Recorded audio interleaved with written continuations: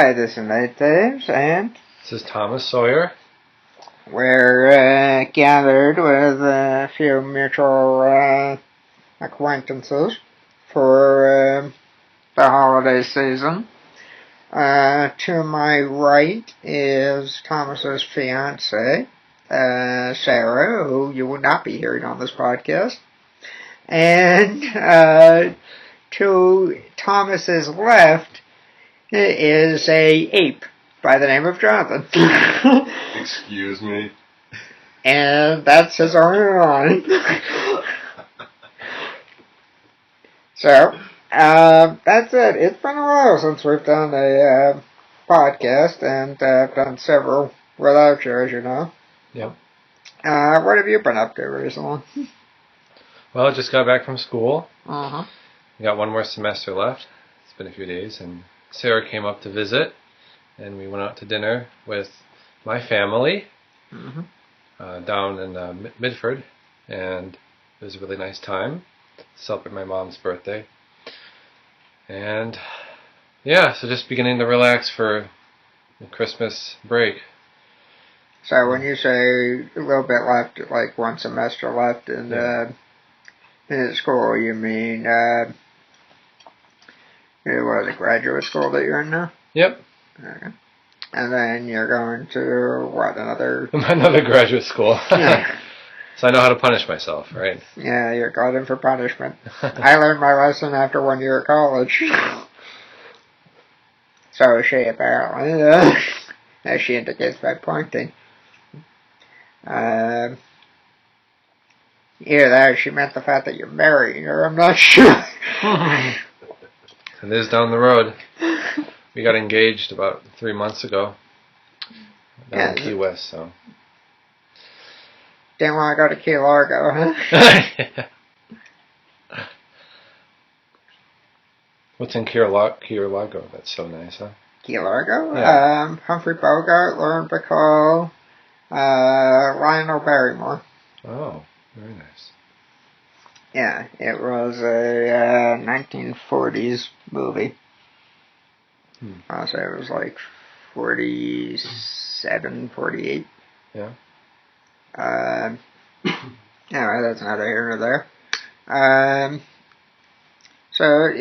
Speaking of that, transition nicely into a question I had for you. Okay. What kind of movies have you been watching this year?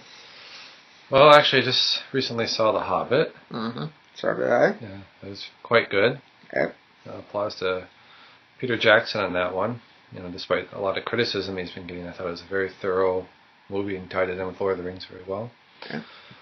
And I saw the Bond movie, so I guess more so the contemporary movies that have come out the theater, not so much any older ones recently. How about yourself?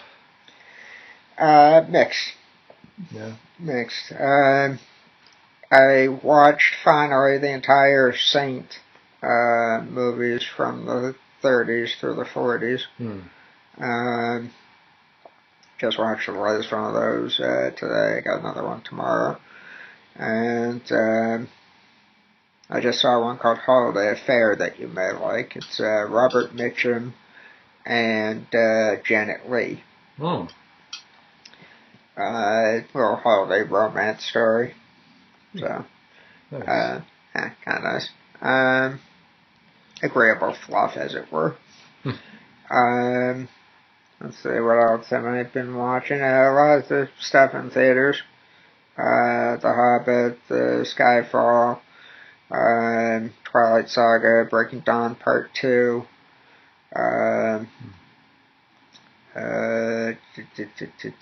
Lincoln, and Argo, and stuff like that. What was the newest artsy movie that you saw recently? Wasn't it one in theater?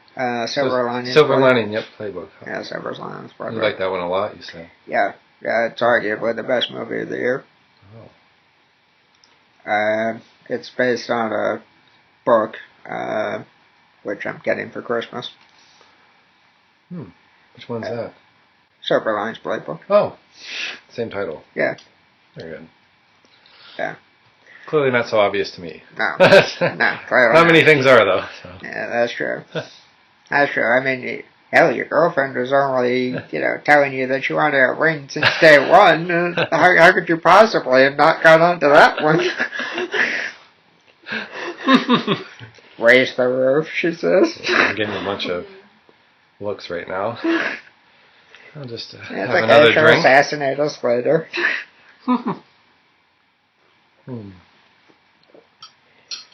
I should have warned you, Sarah. I tend to take shots at moving targets. Thumbs up. Okay. I'm definitely in for it later. Keep those up. He's not talking about me. For a change. That's something we could probably get into because it ties in nicely with the movies. Yeah. There's a story that you and I have back from 2006. We went to go see The Omen together. Yep. And we had Baconators and Frosty Floats at Wendy's before the movie.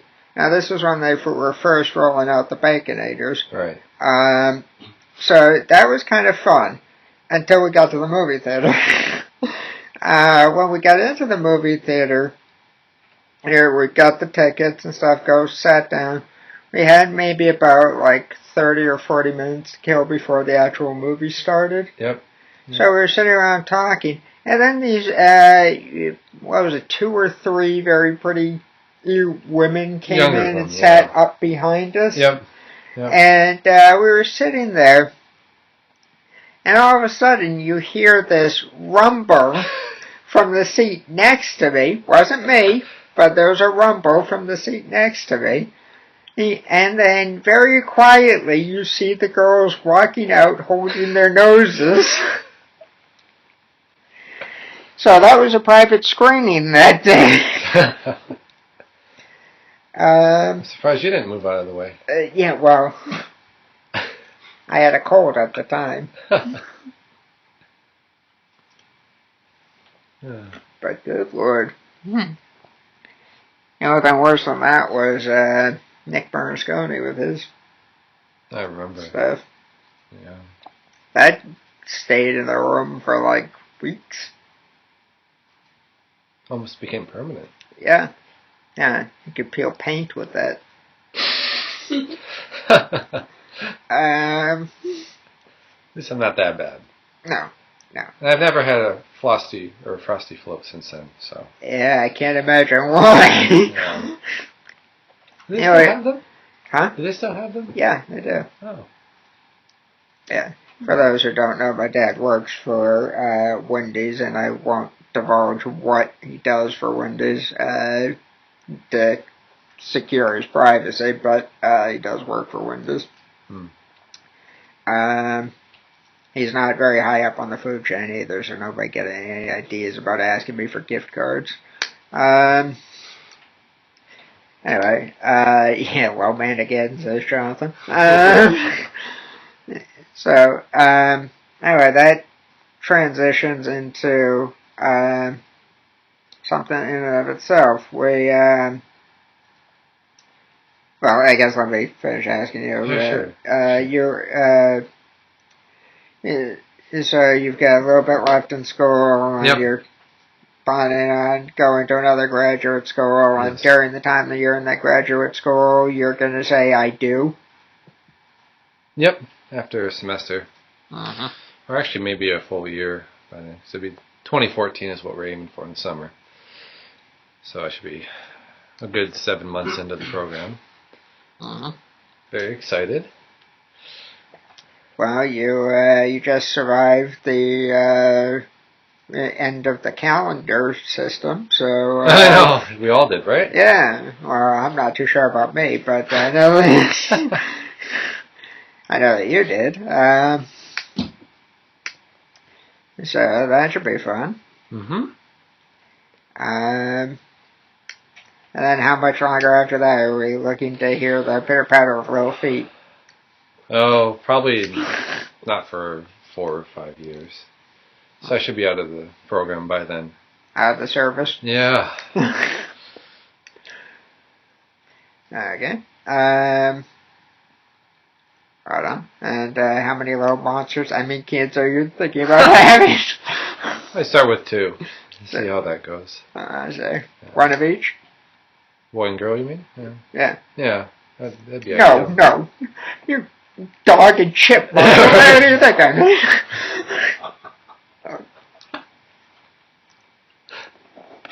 Good Lord.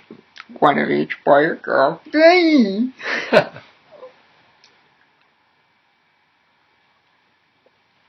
I can say that. That's a good reason I started drinking tonight. Let's see here. Sorry, yeah.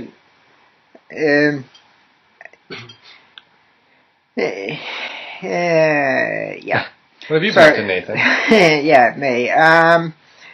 Let's see here. I have been running around like a chicken with its head cut off since the summer. If we want to start in July, or late June rather. Yeah. I went up to Vermont where we had a house for a while. Yeah. And we had the house on the market for the entire time I was up there. So there were showings going on at the house while I was there. Yeah. And a friend of mine, Michael Shore, who I've talked about on other podcasts, stayed there with me for basically a week, give or take a day. And he was using it as like a home base to work out of because he was going out seeing people and whatnot. But a lot of the people that he was seeing don't even live in the Burlington area anymore. Really? Yeah. So they all reunited there? No. They're all all of his friends had pretty much moved away. So his nearest friend was 45 minutes outside of Burlington. And that was out of the people he wanted to talk to. There was a couple of other people that were in Burlington that he talked to in passing, and one other one that he stayed with. But that was that visit to Vermont, and then we listed the house with this woman, Nancy Jenkins, and she was a little bit of a, how do I put this nicely? Trying to rush the process through? No, she was inefficient, to say the least, with what happened. There was not one open house that she had for the house.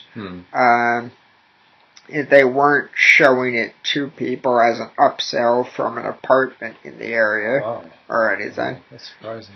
And her basic theory was just keep dropping the price on everything. So, after 2 weeks, you drop the price. After 3 weeks, you drop the price. After 4 weeks, you drop the price. Basically, chipping you out of money. And you'd think people would notice the pattern, right? And just it's going to drop again. Just got to keep waiting. Right. Yeah. Right, but, my parents listed it on the high end of what you could ask for it, which I won't get into how much that was, because that's, nobody's business at this point. But we finally sold the house, and that, leads into, August area. In August, you went back to grad school. Right. And shortly after you went back to grad school, I had to put my dog down because she lost the ability to walk. Yeah, it was very sad. Yeah. So that happened the last day of August of this year. She was 16 and 5 months to the day. So you've had her ever since you were about 8 or 9 then, right? Yeah. Yeah, about 8. Wow. because we got her the summer I was going into 2nd grade. He was a very good dog. I was very happy. Yeah. Mm-hmm. Yeah, full of life at one point. Mm-hmm. So then, I'm going to just keep moving so we don't get bogged down in that. Sure. And then I think it was,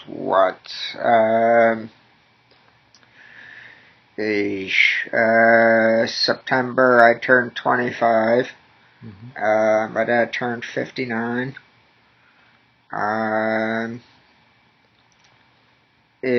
Jamie Hussey got her name changed.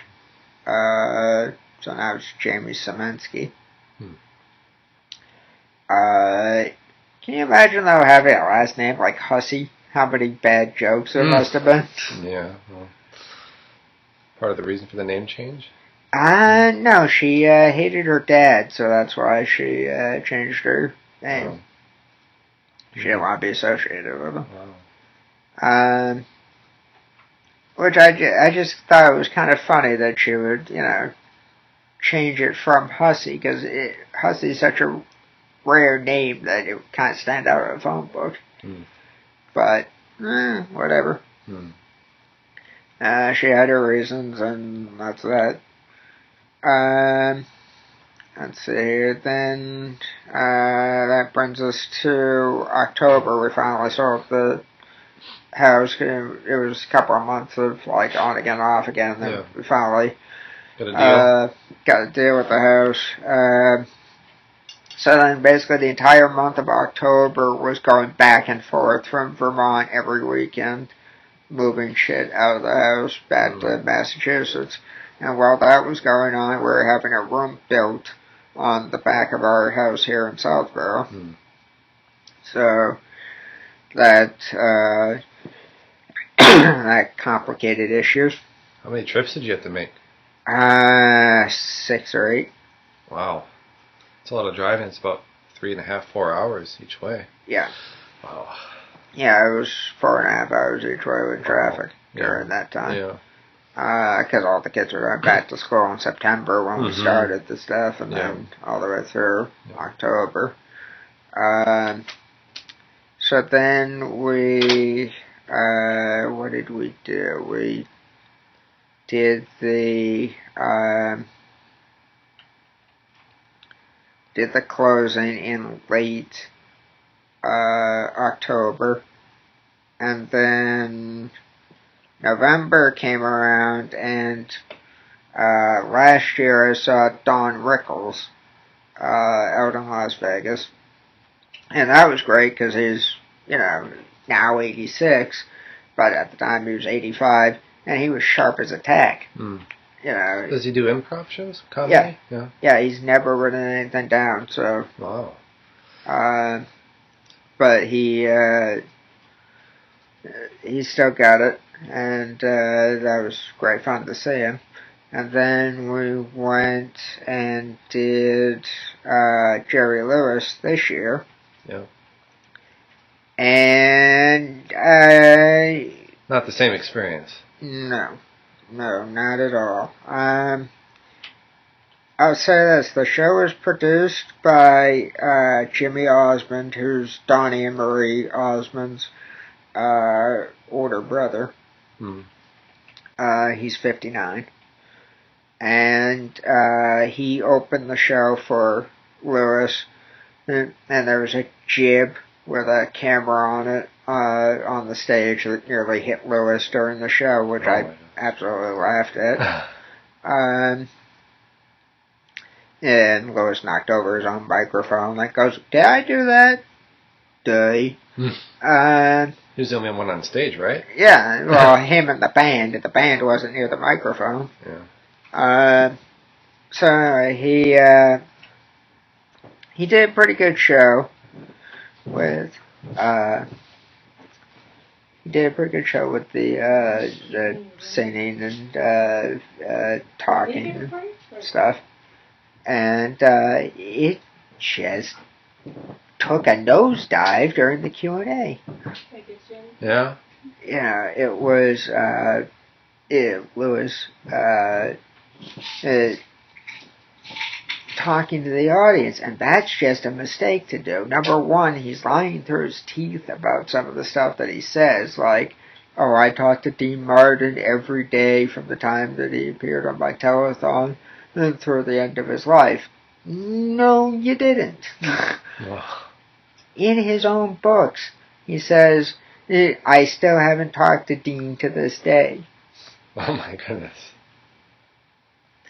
So all you need to do is go back and look at his written words. He's lying somewhere. So he's either lying in the book or he's lying in real life, and it's hard to tell which. Because he also says that the Kennedys grew up in his backyard. Mind you, he was born in Newark, New Jersey. The Kennedys are from the Boston area. That is an awfully big backyard.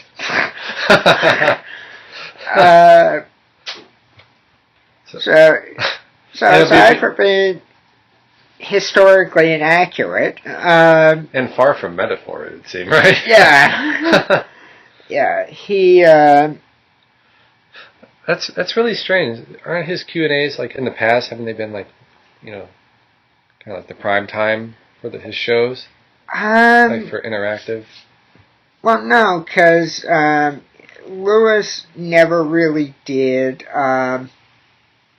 Q&As during his younger days. Okay. He would, balk at the people asking questions and snap at them in a humorous way. Mm-hmm.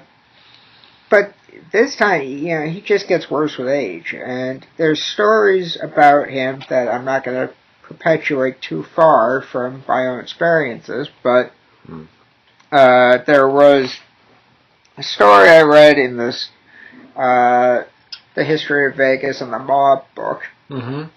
And it was literally the author sat at a table near Lewis in the 70s while he was in Vegas, and Lewis was complaining about the oatmeal that he got at a restaurant.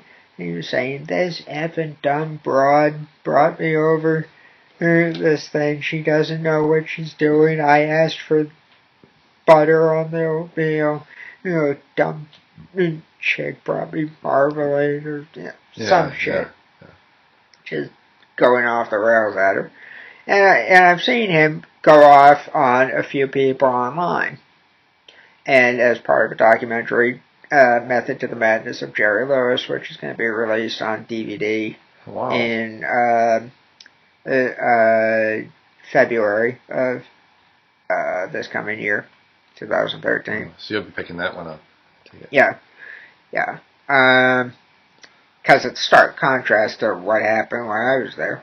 Yeah. Now, mind you, he's most noted for his work with Muscular Dystrophy Association. Right. Every year, right? It was annual. Yeah. Let me tell you how long it was. It was from 1951 through 2010. Okay? Yeah. He got fired from the Muscular Dystrophy Association, probably because he's a pompous ass. And I say that with the utmost respect for his work. He's a pompous ass.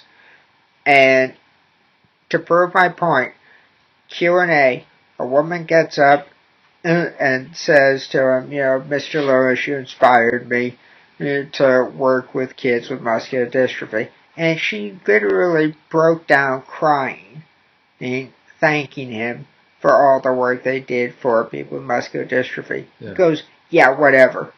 Wow. Is that the humanitarian that you remember seeing on TV for 61 years? No. Not at all. So... And usually he's pretty soft-spoken, right? Generally in movies? Somewhat? Well, not really in movies, because when he was teamed with Dean Martin, you remember... This is crazy moments. Yeah, he was doing that stuff. But then, when he was in the 60s and 70s, when he was doing movies, he was more of like, well, kind of thing. And then in the 80s and 90s, when he was wrapping up his career in movies, and he's got another one coming out, by the way, by the name of Max Rose. And that's supposed to come out sometime next year. And it's going to film from, like, March through June. And Ben Gazzara is also in it. And Peter Bogdanovich. Ben Gazzara just died this year, so you better hope he got his stuff in the can. Yeah. And let's hope that they use it. And he's got the Night Professor musical, which is going to hit Broadway in February. So, good luck to him on that one. Because let's face it, how many people of our generation, and this will tie right back into the show, how many people of our generation know Jerry Lewis? Few and far between. Right. So, I think it would be safe to say that it gets less as the years go on, and the next generation from the 90s shows up. Yep.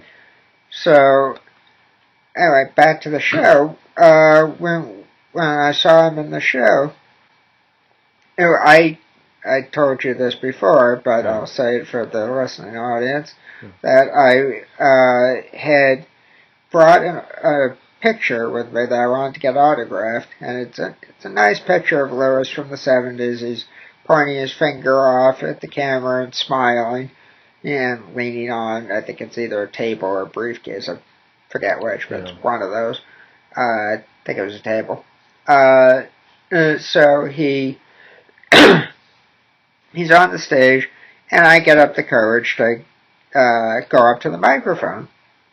And I get to the microphone, and I said, hi, Mr. Lewis. How are you? And he goes, fine, you? Okay, so far so good. Seems to be in good humor so far. Mind you, I'm the third questioner. That woman that I talked about before. It was right before you? No, it came after me. After you, okay. Yeah. About 5 people after me. Okay. But it went smoothly for the first couple. And then I said, I talked to Penny in your office, Penny Rice, in your office a few years back about getting an autograph picture. And I wasn't able to procure one at the time. Could I trouble you for an autograph tonight after the show? And he then gets a kind of a like angry look on his face, and it's like, oh shit, here it comes. And I'm literally standing there in the audience, defensively, right? Well, no, I'm just waiting for the shoe to drop at this point because I see it in his face. Yeah. And mind you, this is being filmed for PBS, so good luck to them using this footage. Yeah. I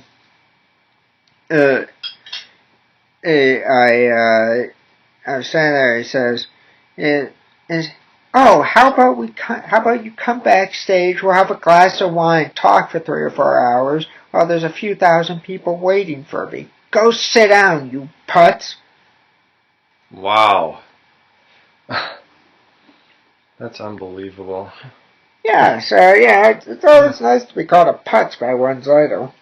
Yeah. Wow.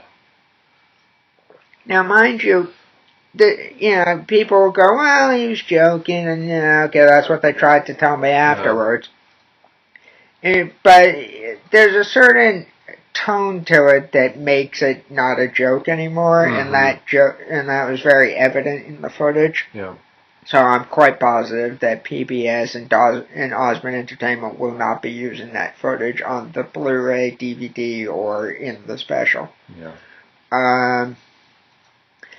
But on top of that, just so people understand why I have a gripe, I enjoyed the man's work since I was 8 years old. 17 years later, I finally got the chance to go see him in person, doing a concert, which Jimmy Osmond referred to on the phone, because I talked to Jimmy Osmond afterwards. I'll talk about that in a second.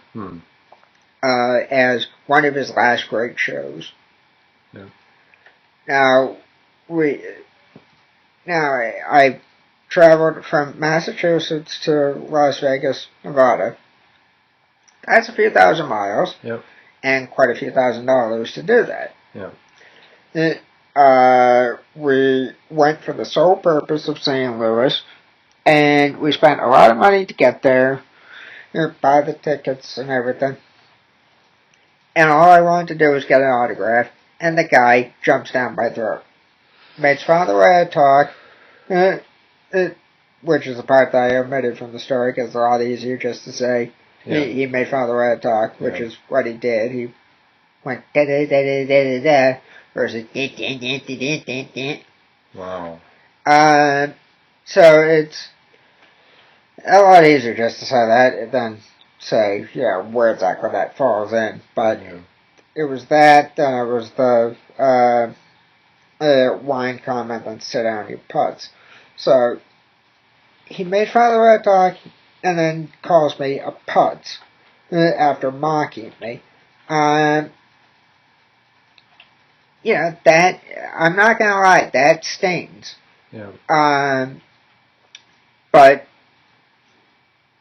I still wish him well with the special, because I think that it would be nice to have his comedy pass on to a new generation and keep that kind of humor alive. As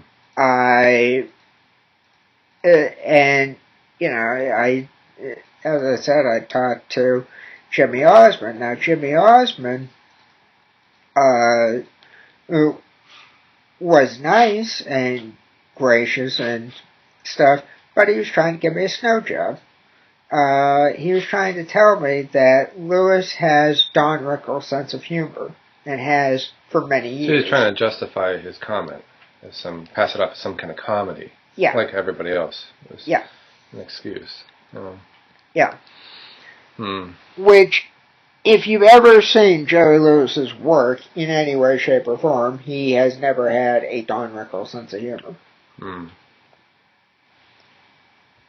Jerry Lewis was known for slapstick. Yep. And his Vegas act consisted of slapstick, singing, and telling slightly off-color jokes. Yep. None of which remotely resembles Don Rickles' act of, off the top of your head, insulting everybody in front of you. So, how he thought he was going to get away with that, I don't know, but that's what he said to me. Now, I'm going to say this, Jimmy Osmond did the right thing by trying to make things right and trying to smooth things over. Unfortunately, not successful at selling me on the point of Lewis having the same sense of humor as Don Rickles, because I know the guy too well. Yeah. So, I'm going to close out the story by saying that, the special is going to air around March 16th, which is Lewis's birthday. He'll be 87 in 2013. So, I wish him well with his endeavors with the Nutty Professor, the special, and the video releases of a couple of his movies. So, good luck, Mr. Lewis, and good riddance.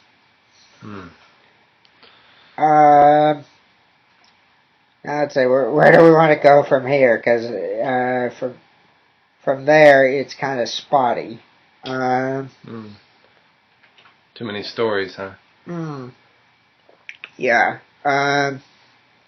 If you like, I can tell you some of the stupid things that got into with a couple of people. Or we could go the other way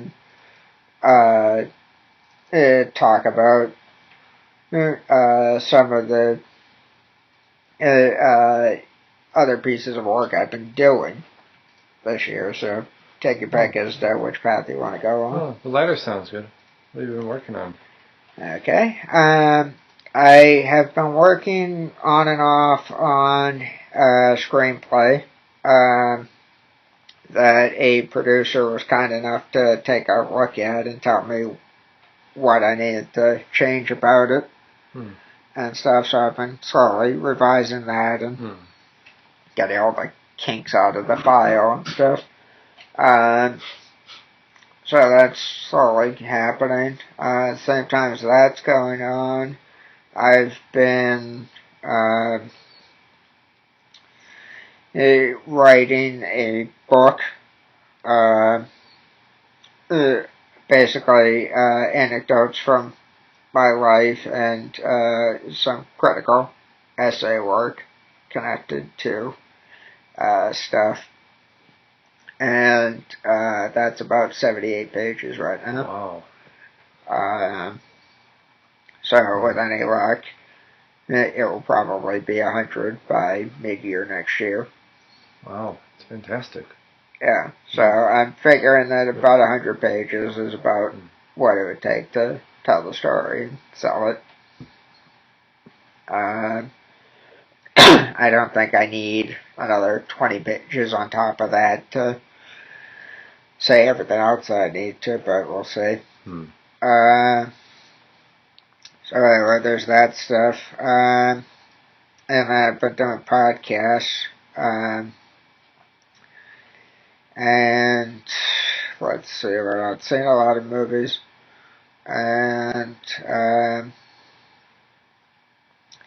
playing Matchmaker to some extent. Oh, really? Yeah. Don't sound too excited about that. No, I'm not.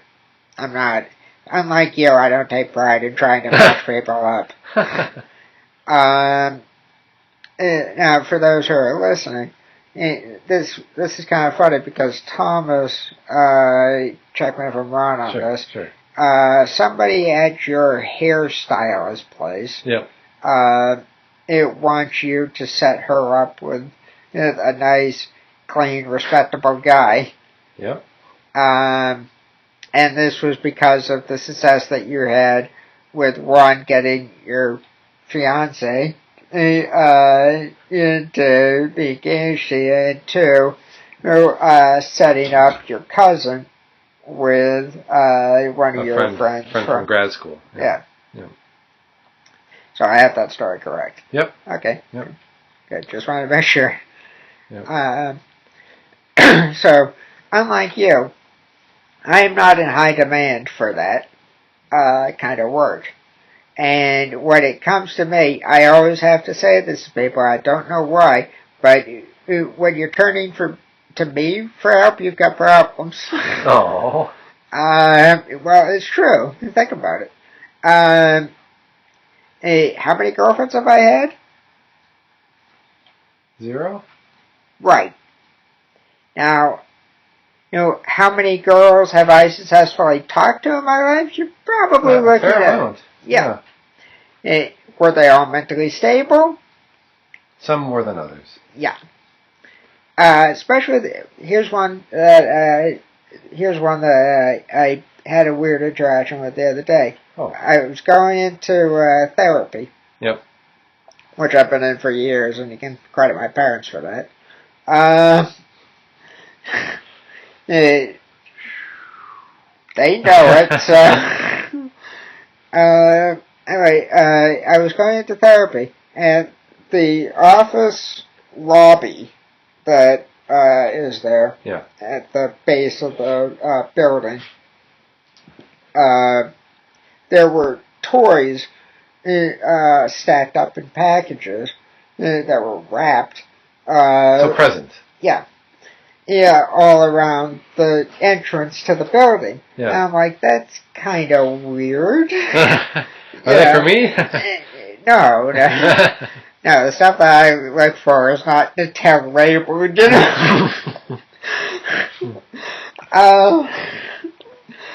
So, anyway, I went in, and I see this woman. She's crouched down amongst the packages, and she looks like she's been crying. Oh. And I'm literally just walking in, and I go to hit the button to open the elevator doors. Yeah.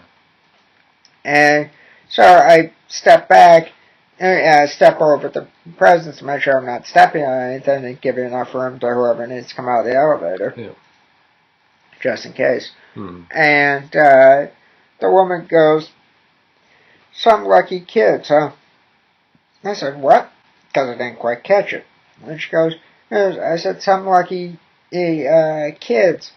I said, "Well, it looks that way, because there are a lot of packages around. And kids love packages, let's be honest." Yep. So I'm looking around, going, looks like they're lucky. And she goes, "Yeah, kids don't know how lucky they are." And right about that time, the elevator doors open and nobody's in it, so I quickly go and step into the elevator. She pokes her head around the side and goes, "Have a very Merry Christmas," as likewise, as the doors close. And I rode up to therapy. But that was just kind of a weird little interaction where it's like, I don't know what her story was that made her so upset around the holidays, but there was something there. And then try to communicate to you about it. Yeah. Well, and in the most random of ways, too. Yeah. So that was kind of weird. But anyway, as I say, not every woman I've talked to has been mentally stable. On a side note to the story of playing matchmaker, this has been going on for a while. Back in high school, this guy, who will remain nameless because he is a character in and of himself, and I want to be able to use that character in a movie someday, so I'm going to be the actual person, nameless. He dated this girl, Jamie Hussey, that I was talking about before. And they dated unsuccessfully 2 times in high school. The first time, she started following him around everywhere. Sound familiar? And so she started following him around everywhere, like literally, like her nose to the back of his head, kind of following him around. Did he notice? Yeah, because every time he backed up, it was into her. So it's true. So he finally got fed up with it, and he's like, "Nate, you gotta end this for me." I said, "No, that's your job. You got yourself into this mess. You get yourself out of it." Yeah, you don't want to be sandwiched between them, right? No. And so he kept going, "Oh, I can't do it." I said, "Yeah, you can." And he goes, "Well, show me how." I said, "If I have to show you how, then I might as well be doing it for you." It's like, "Hey, well, I don't know how to do it." It's like, hey, for Christ's sake. So, because he kept dragging this out for a couple of days, I said to this girl, "Jamie, he wants to break up with you. Go talk to him." So, instead of, taking my advice and letting her down easily, he goes and he starts calling her names. The old hag, things like that. So, that was kind of nice the first time that they went out. The second time they went out, she was stupid enough to say yes again, first off. Wow, after all that name calling? Yeah. She was stupid enough to say yes again. And then, that time, instead of 24 hours, it lasted 48 hours before it drove him nuts. And then, instead of breaking up with her a normal way, he tells her that he's got a hot-ass girlfriend on his bus, and he's kicking her sorry ass to the curb. Jamie said. Yeah. That was all made up, though. Huh? Was that all made up? Nope. Oh. That's another story, though. Yeah, that's another story for another time. But, so that happened, and that was screwed up. So now this guy is chasing Jamie again. This is, years after the fact. Second time or third time now? Third time. Third time now. So they're talking via email on and off again. Now, last year, 2 years ago, this girl, Adrian Smart, who had a crush on me at Willow Hill, had a party that I went to. And there were several notorious incidents that occurred during that party. But for the sake of time, I will not go into them and just say that this got Andrew and Jamie talking again. Mm-hmm. Adrian and Jamie talking again. Now, on top of that, this guy was talking to Jamie again for the first time. So they're talking, getting along nice and easy, hanging on each other during the party. No big deal. After the party, the guy's hounding me for Jamie's contact information. So I said to Jamie, do I have your permission to give him your contact info? And she goes, yeah, okay, go ahead. I said, right on. Gave him the contact info. He contacted her. First thing he says to her, you're hot. I want to go out with you. Doesn't even wait. It doesn't try to massage his way in. Just goes, you're hot. I want to go out with you. This is after he's calling her an ugly hag and this and that. Yeah, they're back in high school. So it's kind of like, okay, and where did you find out that you can't get another girl? Wow. So now this scares off Jamie. So then they kind of stop talking because Jamie has said that she doesn't want to go out with him. So now crossfade a year. I didn't talk to this guy for a while. He contacts me again. And this time he goes, hey, have you talked to Jamie recently? I said, yes, I have. She's doing quite well from what I can tell.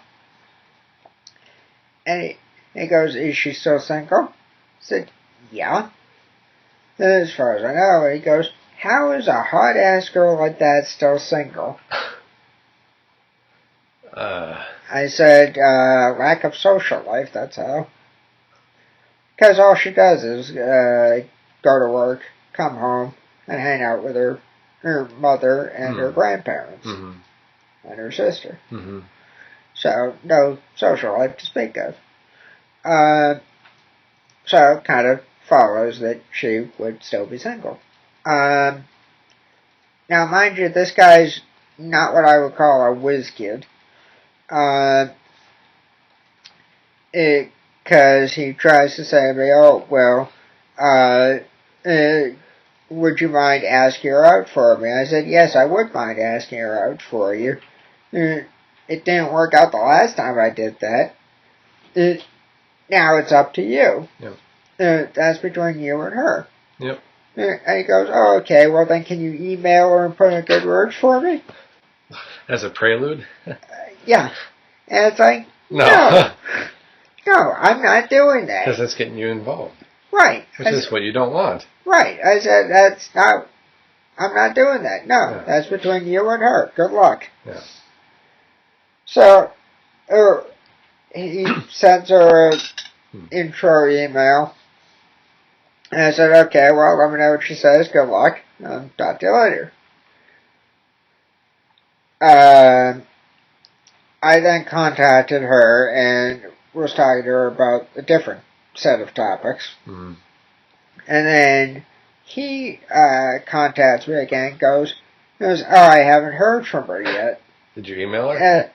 Well, he didn't ask. No. Did he ask again? No. No.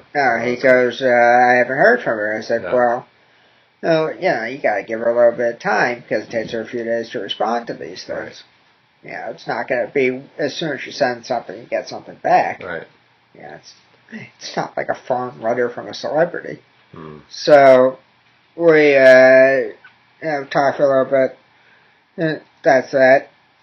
And a couple of days later, I got an email from Jamie, and we're going back and forth again. I respond. That's that for a little bit.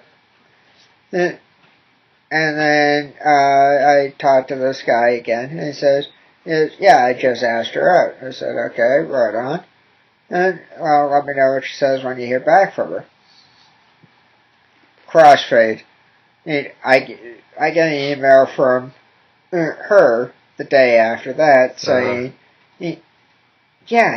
this guy just wrote to me and said he wishes I was his girlfriend. I haven't responded to him yet.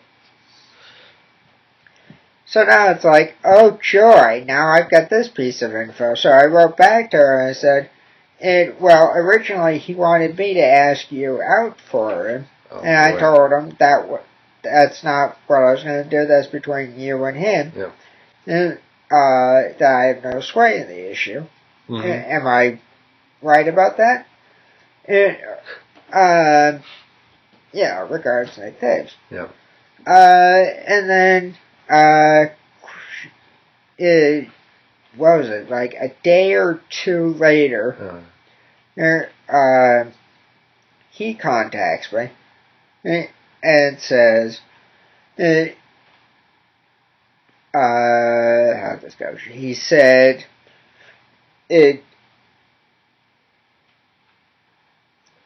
haven't heard from Jamie still yet. And I said, well, maybe that's a response in and of itself. Yeah. Trying to maybe subtly drop the hint that, she's not comfortable with it. Right. Yeah. Yeah, and that he's possibly missing that piece of information. Yeah. And he goes, well, maybe she hasn't been online yet. I said, no, because I got an email from her the other day. And he goes, well, could you ask her if she got my email? I said, nope, because that's between you and her. Yeah. And he goes, okay, well, could you ask her out for me? No, again, that's between you and her. So, I guess I probably should have said at the beginning of the story that it's the antithesis of being a matchmaker. It's like you somehow just found yourself in the middle of trouble. Like it came to you. You didn't even come out looking for it. Right. But as is the case with most things, I mean, look at my college situation. You refer to podcasts known as Moving Violations. Yeah. So, yeah, just to finish the story, then I'll tell you another one that's kind of funny. The punchline is she hasn't contacted him yet. Still. Wow, so it's been several weeks then, or is it just... Well, no, now it's been a week. Yeah. And he's still fishing information from you? Yeah. Since... Yeah, so I've been ducking him.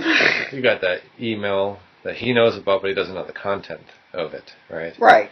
And you're trying to give him subtle hints, but he's not taking it up. Right. Well, I mean, the guy's got the intelligence just north of a bedroom slipper.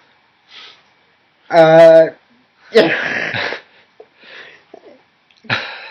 I mean, he has to reach inside his pants to count to 3. So... Oh boy. Yeah, he's not very bright. He's funny, but he's not very bright. Speaking of not very bright, that parlays right into that story. Similar thing. Nice transition. Yeah. I was in college, right? Second year of college. Second year, yeah. And I was talking to this girl, Kayla Gerard. Yeah. And we were talking about, now your girlfriend will love this story. Watch, I'll get killed. So I was talking to Kayla Gerard on, what was it? Facebook Instant Messenger. And while we were talking, she happens to casually bring up that she just had sex for the first time.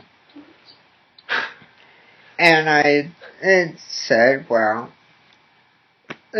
okay, good for you. What do you want from me? I wasn't there. And so then she says, well, I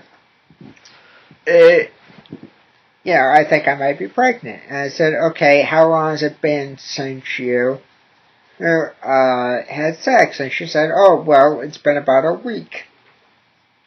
And I said, okay, what makes you think that you're pregnant? And she goes, well, I've noticeably gained weight, and I'm eating like a horse, this and that, the other, 3 or 4 other stupid puns that I'm conveniently forgetting. Yeah. And so I said, well, I hate to break this to you, but you wouldn't be showing physical... After a week. Yeah. Signs, that usually comes in about month 3 of the pregnancy. Right. So, if anything, you're just getting fat. So... I bet she didn't take that one too well. She just goes, oh, okay. Wow. And she said, but, if this guy wants to have sex, I don't want to have sex with him again, what do I do? I said, well, if I were you, I'd hold off on having sex for a while. And she goes, well, for how long? I said, well, on an evolutionary basis, I'd say ever again. Oh, my. Want to hear the best part? Yeah. She didn't get it. I guess it proved your point. Yeah, and that's the thing, is as much as these stories sound made up and whatnot, they are 100% true, and it just goes to show you that truth is stranger than fiction. It also goes to prove that I'm the exception to most rules. I mean, I'm going to ask your girlfriend to weigh in on something here, and she can do it with hand signals, and I'll translate it. Out of curiosity, time out. Fiance, my error. Okay. Let's not get ahead of ourselves. Which one of us? I'm waiting for that middle finger to go up. There it is. It's all for jokes, you know it. Just like the first time.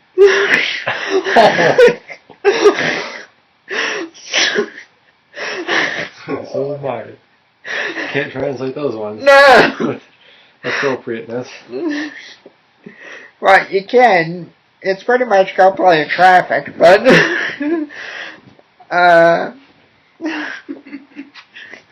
as they kiss. So, I guess here's what I want to ask. Normally, would you say that a guy would get in trouble if he were to say something like, on an evolutionary basis, I would suggest that you never have sex again?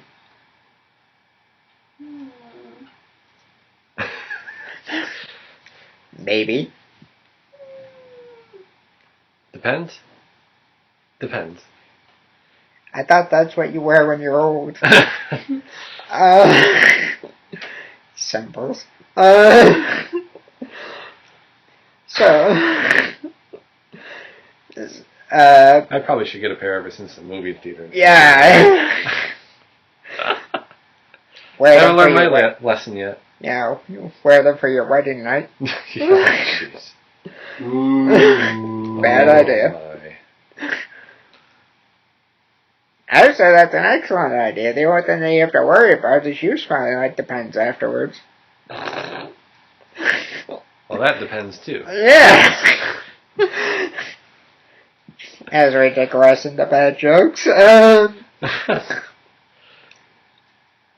I'm surprised as he was walking over the mirror. That's one way of looking at it. 1 in 200. Yeah. Hey, did you know there's a movie called The 400 Blows? Oh, I saw that. Yeah. I don't know if I want to know what that's about. Is it an older movie? Yeah, it's a. Oh, it is. Yeah, it's a 1959 movie. Blow your horn kind of thing. No, it's a drama. Oh. But let me tell you, the title says it all. Okay. Or to put it another way, The 400 Blows, it certainly does. And you thought 300 was bad. 300. Let's forget about that one. Yeah. Let's forget about the 400 Blows, alright? Okay. But yeah, so, yeah, weird shit just keeps happening to me that winds up where people are like, yeah, how can you possibly say these things? It's like, in my situation with the amount of screwy shit that happens, would you not say the same thing? Right. Yeah, I had somebody say to me, hey, you're a saint. I said, you've got your directions mixed.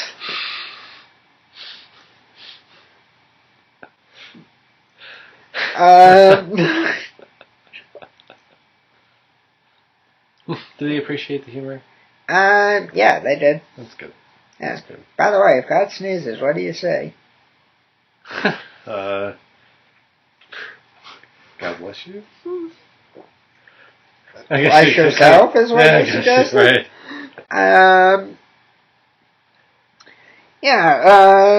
Let's see, where was the other one? Oh, right. When you're at the gas station, yeah, the food's out of the open, the drinks are out of the open. How come they got the bathroom? I don't know. I don't know either.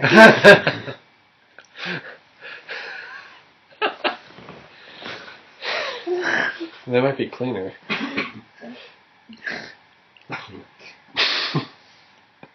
No, I've had weird experiences in bathrooms too, especially at the rest stops on the way to and from Vermont. There was a gas station that will remain nameless in New Hampshire that I went to, and no lie, this happened to me. Went into the bathroom, right? Yeah. And I go do what I have to do. And this guy comes over while I'm standing at the urinal. Yeah. And he stands next to me, and I see him right start... next to you? Right. Oh. Urinal right next to me. Yeah. There's a little small divider wall, or whatever you want to call it. Okay. And I see the guy trying to look over. Oh my gosh. Now this Awkward turtle. Huh? Awkward turtle over there. Yeah. So, now here's the funny part. He then goes into the bathroom stall. And he's not sitting down or anything. He's standing up. Okay. Did you at least close the door? Nope. Door was open. Oh. So I just quietly tiptoed out of there. Good thinking. Yeah. I thought so. Wow. Yeah, no, I just when you want some peace and quiet and privacy, right? Yeah. Yeah, well, it's kind of like in college. Now, if you being generic in this case, if you're having sex, you would think that you'd want privacy. Uh-huh. Not in this case. There was a girl that I went to college with that was having sex out in the middle of the living room in the house I was in. Yeah. That's not normal. No. And here's the best part. She kept looking at her watch like, is that about it? Well, the guy's basically laying flat on top of her with his butt up in the air. So, I walk through the room and I go outside. I'm hanging out there for a half hour. I'm like, if this doesn't, because there was a party, it's like, well, if this doesn't break up in a half hour, I'll go back in and break it up, because now it's 3 o'clock in the morning. Oh my gosh. So I come back, and as I'm walking by, I see an interracial couple that had walked by, going upstairs. And I look in the window and I see the girl's now giving this guy an oral exam. Euphemism of the week. Yeah. And then I get around to the front of the house. I finally let myself in because the door was closed and locked in my face. Let myself in.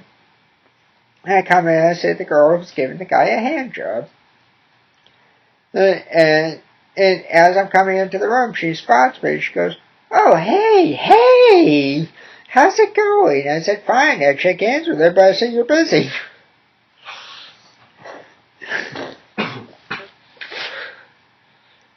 She didn't get it. And you just kept on going, right? Yeah. Well, you're not going to stick around and watch that kind of a thing. No. At least not if you're normal. Wow. But, I mean, again, all these weird things happen to me, and there's... everywhere you go. Right. Yeah. Right. I mean, the other day I was hanging out with you, right? Yeah.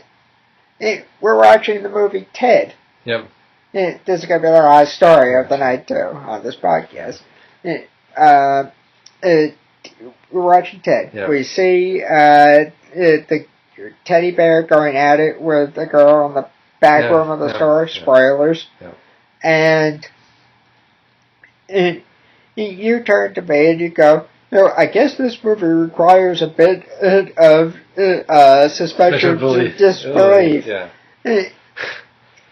No.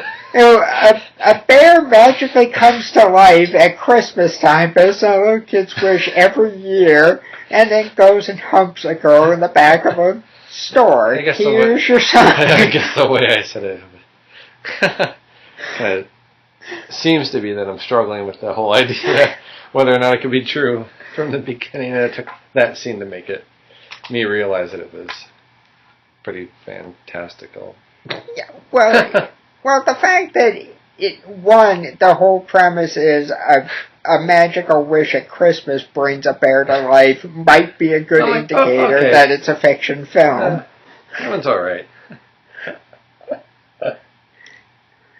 But then, apparently you needed the extra scene of him going at it with the girl in the back of the store to be like,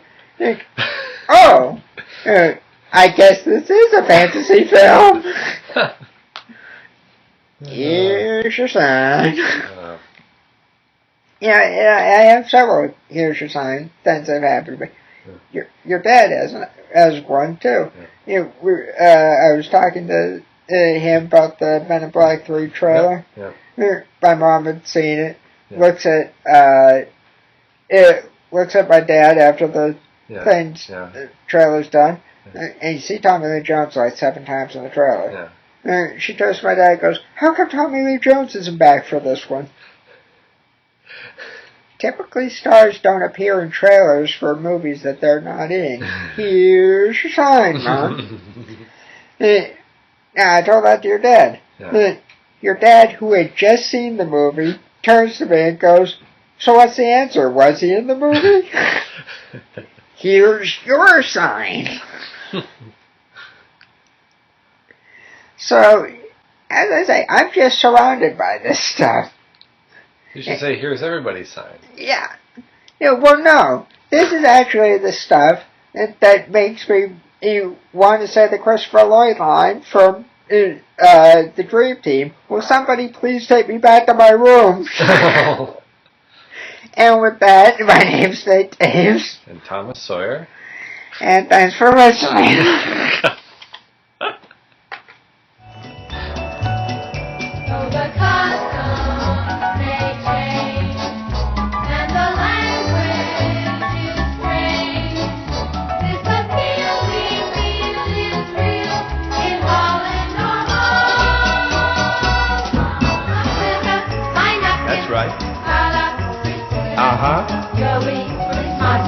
Which means a very Merry Christmas to you. Merry Christmas, everybody!